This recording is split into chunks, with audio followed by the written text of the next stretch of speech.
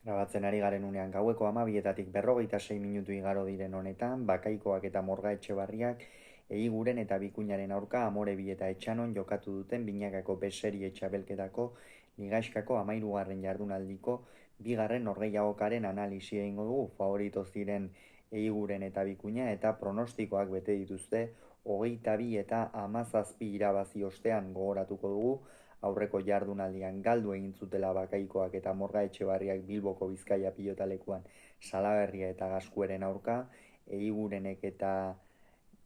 Bikuñak ere, kasu honetan Eigurenek Erostarberekin jokatu zuen, Bikuñak Jokin Altunarekin jokatu zuelako igandean Bilboko partida, eta Eigurenek eta Erostarbek galdu egin zuten Larrazabal eta Lizeagaren aurka. Oñatin honen bestez, bi bikoteak dinamika negatiboan iritsi dira, egia da batetik Zubizar eta Morga Etxebarria bikote titularra gaurkoan beste behin ere Bakaikoak Zubizar eta ordezkatu duelako, Zubizar eta Morga Etxebarria bikote titularra ia finalerdietan dagoela esan daiteke, oraindik ere gaur galdu ostean ez da matematikoa,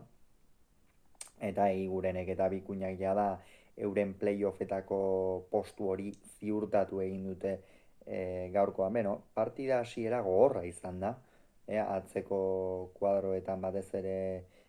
biak jokatzeko ikusi ditugu, lehengo astean Aimar Morga Etxebarria oso deseroso ikusi genuen kantxan, normalean galtzen ez dituen pilotak galtzen, eta gaur oso bestelako maila eman du herrian, etxean, eta alde horretatik hasieratik ameintzat beste irudi bat eman du Bakaikoa Morga Etxebarria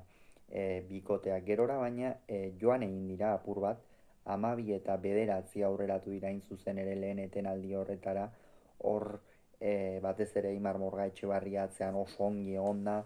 Joanes Bakaikoa ere aurrean nahiko asmatzaile ikusi dugu, eta ondorioz 12 eta 9 aurreratu dira, baina hortikan aurrera gidoia erabat aldatu da, oso partida aldakorra izan da, bi bikoteek izan dituzte euren momentuak eta baliatu egin dituzte, eta hor urdinek izan dute sekulako olatua, eta horren protagonista nagusia inolako zalantzari gabe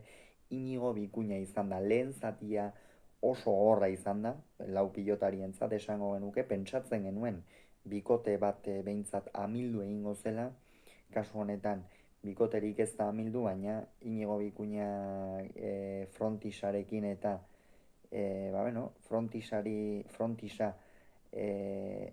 frontisaren goialdea bilatu beharrean, pilota jeisten hasi da eta eraginkortasun handia erakutsi du Donostiako atzelariak hor pilotak jaisterakoan hainbat tanto egin ditu, horrez gain Bakaikoa ere asko behartu du, Morga Etxebarria ere asko ibiltzera behartu du, eta eraginkorra izan da, eta esan behar da baita ere, lehen zatian ez bezala bigarren zatian Eigurenek askoz ere gehiago asmatu duela, hor txokoan batez ere tanto asko amaitu ditu, horrez gain askoz ere eraginkortasun handiagoarekin aritu da bere jokamoldean, eta hori ere izan da gakoetako bat. Hala ere, 17 eta 13 joan dira aurretik, baina gero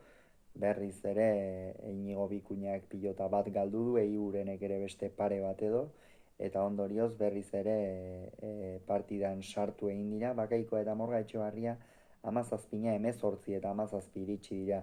bigarren etenaldira aurretik, Eiguren eta Bikuña, eta hortikan aurrera tanto guztiak eurek egin dituzte, Bikuñak dominatzen jarraitu du atzean, Morga Etxebarria egia da gaurkoan oso bestelako irudia eman duela lehengo astekoarekin alderatuta, baina gaur ere asko sufritu duela, batez ere bigarren zatian Bikuñak nola baitean frontisa bilatu beharrean apur bat pilota jaisten hasi den une horretan, eta hor sufritu egin duela esango nuke, eta azkenerako 22 eta 17 jada Eiguren eta Bikuña playoffetan izango dira, Bakaikoa eta Morga Etxebarria, kasu honetan Zubizar eta Morga Etxebarria bikote titularra finalerdietan izango dela dirudi, okerran dirik ezean behintzat, urrengo partida irabaztearekin nahiko izango bai lukete, eta horixe. Hauxe beraz esan beharrekoa, urrengoan gehiago izango duzu, bitartean izan agur.